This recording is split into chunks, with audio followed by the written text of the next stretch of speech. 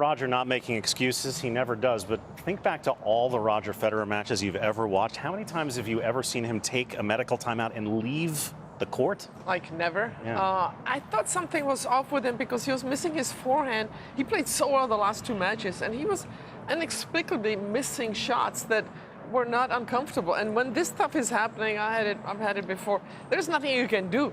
And tennis is such a rotational sport, and when you can't do that, it gives you problems. You talk about this all the time, Martina, that one injury changes everything, and you compensate, and your strategy changes. I mean, I think those 60 unforced errors, that's not a coincidence. I mean, the good news for Federer, he's serving 118 in the fifth set, so it wasn't debilitating, but one little tweak changes your whole gestalt. You say that all the time. How Grigor Dimitrov lost his groove in the first place is one of the great mysteries of the last couple of years in tennis.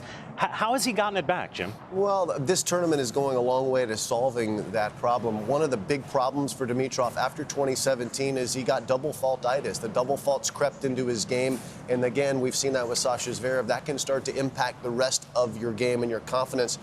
He did a smart thing last night. He served a very high percentage of first serves in play, 69%. One way to avoid double faulting is to not have to hit many second serves. So Dimitrov took a little pace off.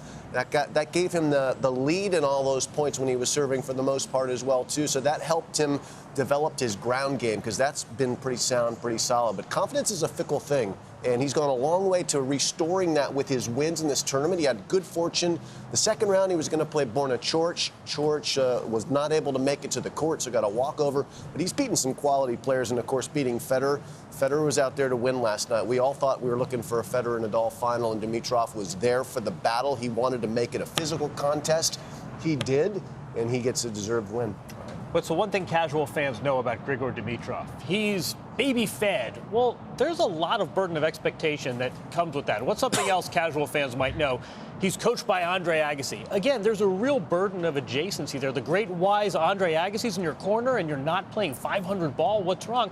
I wonder, and this is no disrespect to Agassi, I wonder if it's not a coincidence that Andre's not here, maybe a little more liberated. It's not remotely a coincidence. It's intentional that he and Stepanek and Grigor talked about it and decided this was the best course of action to give Grigor a little space to do his own thing.